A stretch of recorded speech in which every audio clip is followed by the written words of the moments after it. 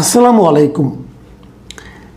প্রিয় দর্শক, আমাদের এখানে মাঝে মাঝে কিছু হত্যাকাণ্ড হয়, অঘটন ঘটে, এবং যখন ঘটে তখন সেটা নিয়ে অনেক আলোচনা হয়। কিন্তু আপনি কতটা আলোচনা করলেন, এটা নিয়ে কতটা হইচই হলো, এগুলো কোনোটাই কিন্তু কোনো বিষয় না। বিষয়টা হলো যে এই হত্যাকাণ্ডের রহস্য উদ্ঘাটিত হলো কিনা, অথবা সেই অঘটনের পেছনে যারা দায়ী তাদের সাজা হলো কিনা। সাজা না হলে এই যে হইচই হওয়া, মিডিয়াতে চিৎকার চেঁচামেচি করা, এগুলিতে কোনো লাভ হয় না। তবে আজকে একটা সুখবরটা হলো এই যে প্রায় 2016 সালে, আজকে থেকে 10 বছর আগে ঘটে যাওয়া একটা হত্যাকাণ্ডের একজন আসামিকে অন্ততপক্ষে ধরা গেছে। এতদিন আমরা জানতামই না এই হত্যাকাণ্ডের আসামি কারা। সেটা হলো তনু হত্যা মামলা। সোহাগী জাহান তনু, তখন তার বয়স ছিল 19 বছর। কুমিল্লা সরকারি ভিক্টোরিয়া কলেজের স্টুডেন্ট ছিলেন তিনি। তার বাবা কুমিল্লা ক্যান্টনমেন্ট বোর্ডে চাকরি করতেন, ছোটো একটা চাকরি করতেন। মেয়েটা টিউশনি করে নিজে পড়াশোনা খরচ চালাতো।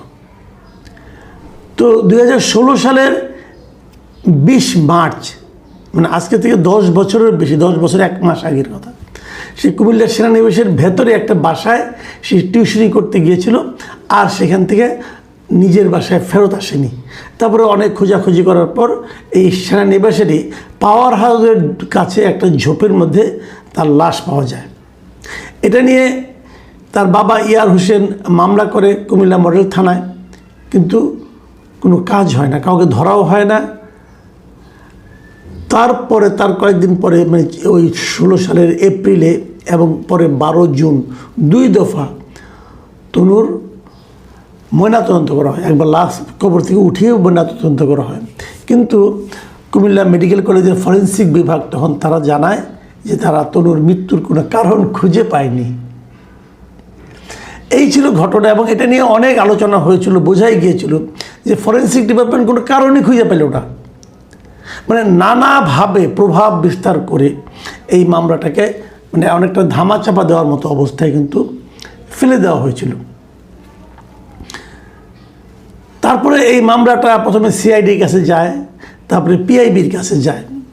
এবং সিআইডি যে একটা ভালো কাজ করেছিল সেটা হলো 2017 সালের মে মাসে সিআইডি তনুর পোশাকের মধ্যে কয়েকজন পুরুষের শুক্রাণুর উপস্থিতি পায়, এবং সেই শুক্রাণুর উপস্থিতি পাওয়ার পর মামলার একটু একটা গতি হয় আর কি। এবং তখন তারা বলে এগুলি পুরুষের শুক্রাণু, যেহেতু এটা যদি ডিএনএ টেস্ট করা যায় তাহলে হয়তো জানা যাবে যে এগুলো কার এবং এর সঙ্গে কারা দায়ী ছিল। বলা ভালো, তনুকে কিন্তু হত্যার আগে ধর্ষণ করা হয়েছিল বলে জানা গেছে।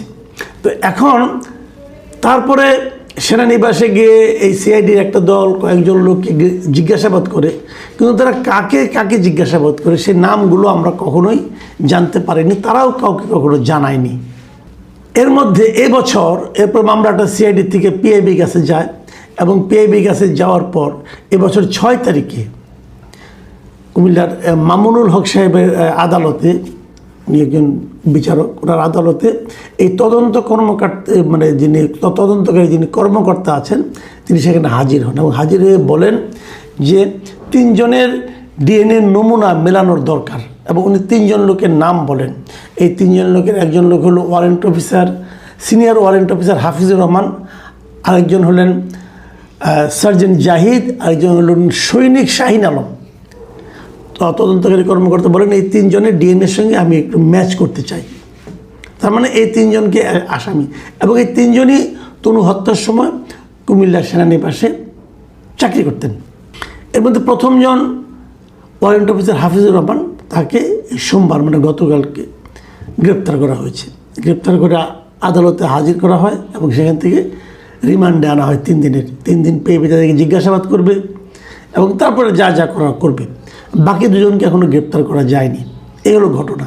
এর মধ্যে আবার আরেকটু ব্যাপার আছে। আরেকটু ব্যাপার হলো, তনুর বাবা মা কিন্তু বলছেন এই যে সৈনিক শাহিন আলমকে যে আসামি করা হয়েছে, তারা বলছেন শাহিন আলম নামে কারো নাম আমরা জানি না। এবং তনুর বাবা একটা গুরুত্বপূর্ণ কথা বলেছেন যে ওই সময়ে ওনাদের যাদেরকে ওনারা সন্দেহ করছিলেন তাদের নামে যখন মামলা করতে গিয়েছিলেন তখন কিন্তু তাদের মামলা ওই নামে মামলা করতে দেওয়া হয় নাই। বলা হয়েছে যে অজ্ঞাতনামা ব্যক্তি নামে মামলা করো, এবং তার অজ্ঞাতনামা ব্যক্তি নামে মামলা করেছে। মানে আপনি প্রভাবটা একবার চিন্তা করে দেখেন যে আমাদের এখানে একটা ব্যাপার হয়েছে কি, যে কোনো হত্যাকাণ্ড যদি ঘটে যায়, যদি তার সঙ্গে কোনো প্রভাবশালী ব্যক্তি জড়িত থাকে, সাধারণত তার কিছু হয় না। আমরা এরকম আরও অনেক কিছু কিন্তু দেখেছি। আমাদের রাজধানীতেও একটা ঘটনা ঘটেছিল, ধর্ষণ মানে হত্যার প্ররোচনা, অনেক মানে বড় লোকের ছেলের নাম এসেছিল, বসুন্ধরার ছেলের নাম এসেছিল, বসুন্ধরার মালিকের ছেলের নাম এসেছিল, কিন্তু কিছু হয়নি। কিন্তু এগুলো কিছু পাওয়া যায় না। টাকা অনেক সময় অনেক জোরে জোরে কথা বলে অথবা অনেক কথাকে থামিয়ে দেয়। যা হোক, টাকা, ক্ষমতা, অনেক কিছু। এই তনুর 10 বছর হত্যাকাণ্ডের 10 বছর পরে হলেও একজন আসামিকে যে গ্রেপ্তার করা গেছে এবং আর দুজনের নাম জানা গেছে, হয়তো আরও দু একজনের নাম এখান থেকে বেরিয়ে আসতে পারে।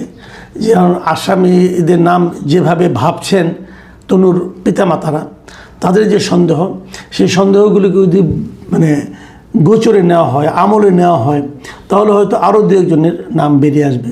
তারপর তদন্ত, টেস্ট, ডিএনএ টেস্ট এগুলো করলে হয়তো প্রকৃত আসামিটা ধরা পড়া যেতে পারে।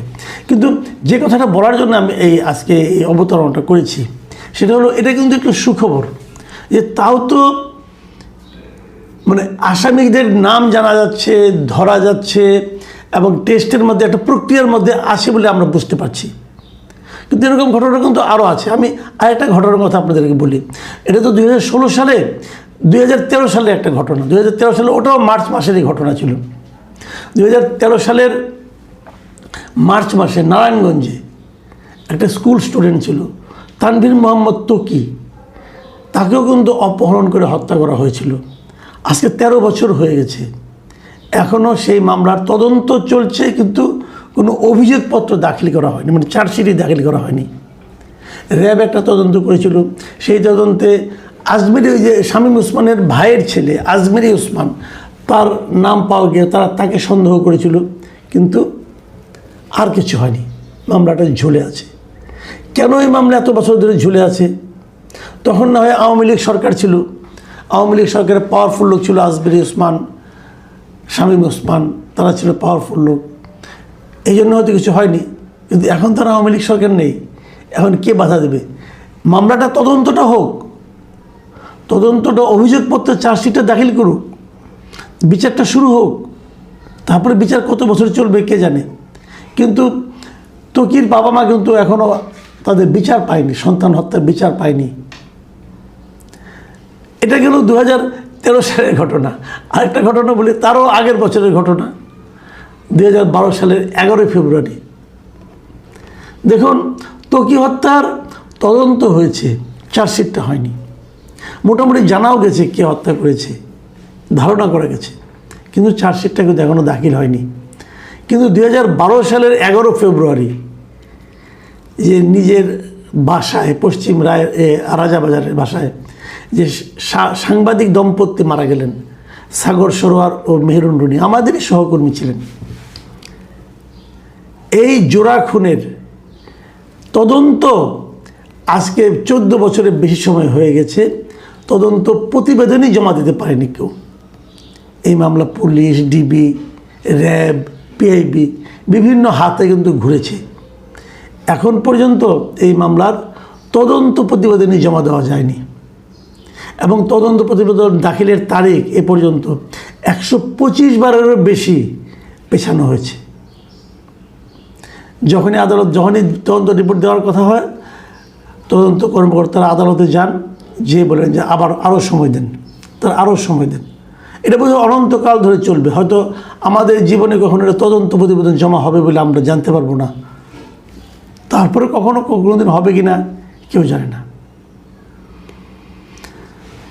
সাগরের ছেলে এখন বড় হয়ে গেছে প্রায়, কারণ ঘটনায় তো ঘটেছে আজকে 14 বছর আগে।